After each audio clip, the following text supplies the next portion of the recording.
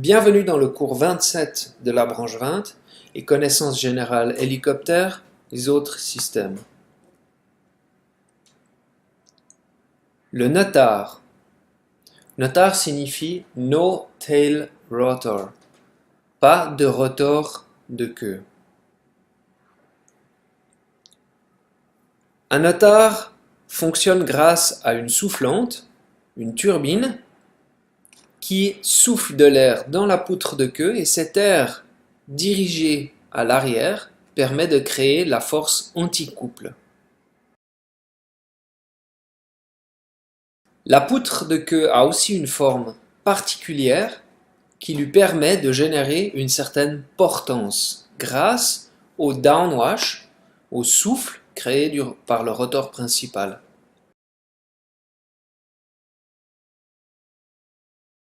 L'effet qui est créé autour de la poutre de queue est l'effet Coanda. Faites une expérience à la maison. Prenez une cuillère, faites couler l'eau au robinet et ensuite, gentiment, avancez la cuillère, la partie bombée, contre l'eau. Vous verrez que dès que l'eau touche le côté bombé de la cuillère, elle est instantanément aspirée par l'écoulement d'eau. C'est exactement le même effet qui est utilisé par le NOTAR.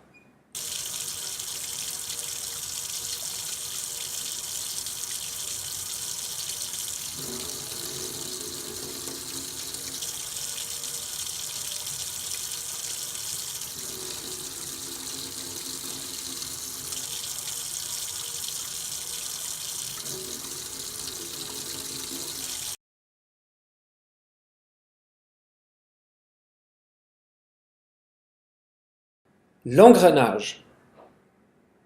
Les engrenages sont utilisés dans les boîtes de transmission principale, boîte de transmission arrière, dans les moteurs, par exemple les réducteurs, dans le cas des turbines.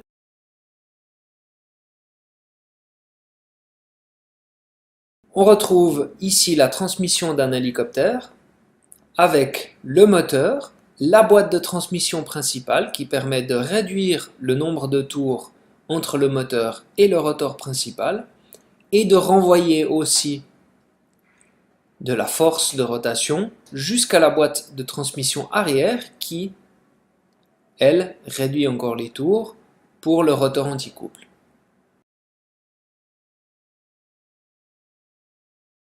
Dans la transmission principale, on utilise beaucoup ce qu'on appelle un train planétaire. Ce train planétaire permet de réduire fortement le nombre de tours rotor tout en gardant la même énergie.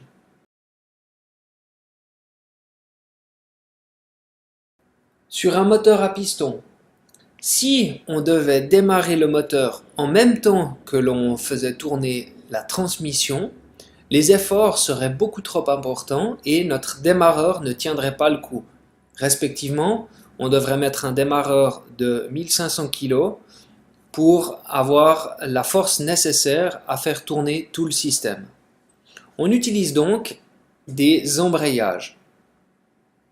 L'embrayage permet de découpler le moteur et la transmission afin de pouvoir démarrer le moteur sans faire tourner la transmission. Il existe plusieurs types d'embrayages, des embrayages à courroie ou des embrayages à clutch. Ces embrayages sont un petit peu spéciaux et en fait, dès que le nombre de tours augmente suffisamment, des petites masselottes font tourner le rotor. Sur nos Robinson et tous les petits hélicoptères à piston, on retrouve des embrayages à courroie.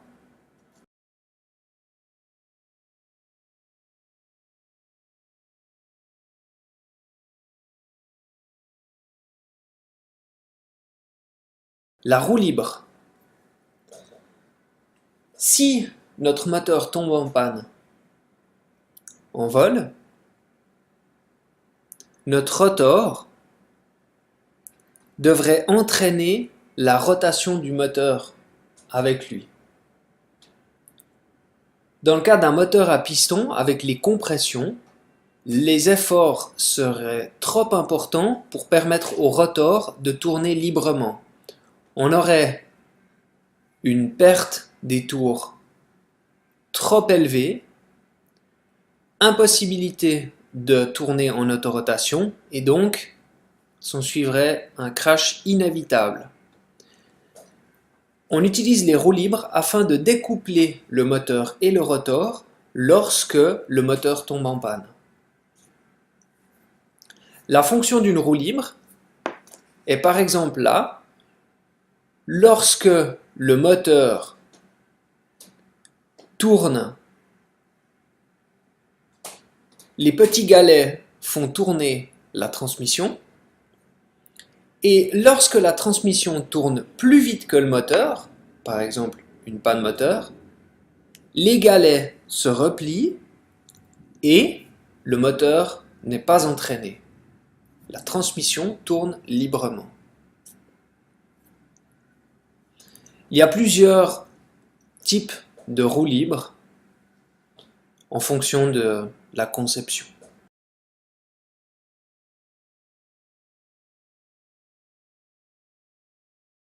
Les stabilisateurs.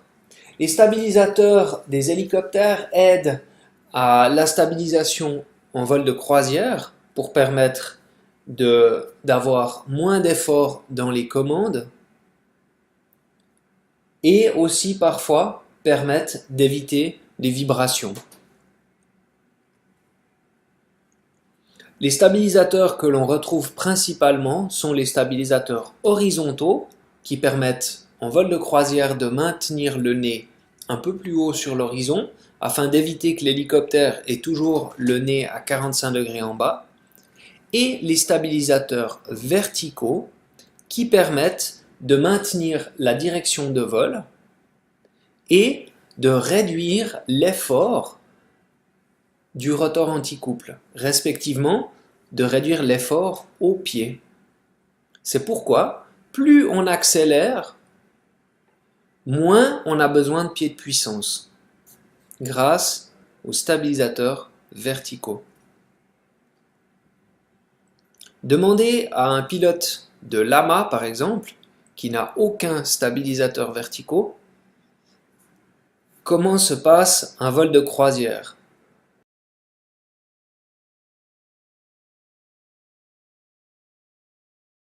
Les commandes de l'hélicoptère.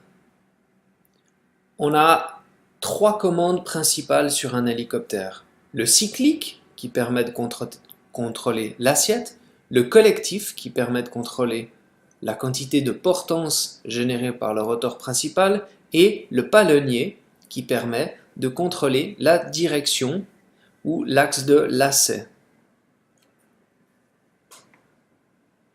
Le cyclique, manche principale, sert un peu comme dans un avion à faire basculer le nez en haut en bas et pencher à gauche ou à droite. Il a une influence sur le rotor principal et chaque pale, en fonction de son angle de rotation, a une position particulière. Le collectif, un peu comme un frein à main, permet d'augmenter ou de diminuer le pas de toutes les pales collectivement. C'est pour ça qu'on l'appelle collectif. Lorsque l'on tire, le pas des pales augmente, donc plus de portance est créée, l'hélicoptère s'élève. Lorsque l'on baisse le collectif, le pas des pales diminue, moins de portance est créée, l'hélicoptère descend.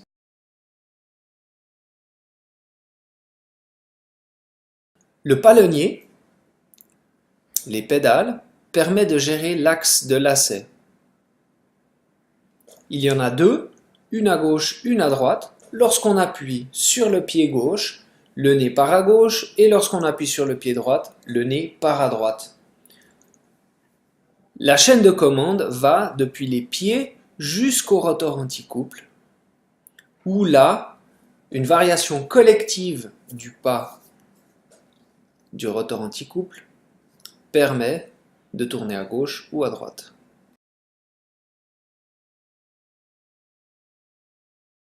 Sur les hélicoptères plus gros et plus lourds, les efforts dans le rotor principal et aussi dans le rotor anticouple, pour certains, sont tellement importants qu'il serait impossible au pilote de contrôler l'hélicoptère à la main.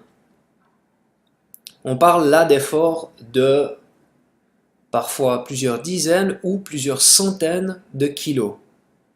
Ces efforts sont réduits grâce à une assistance le plus souvent hydraulique. Sans cette assistance, on doit piloter l'hélicoptère sans hydraulique et cela devient difficile.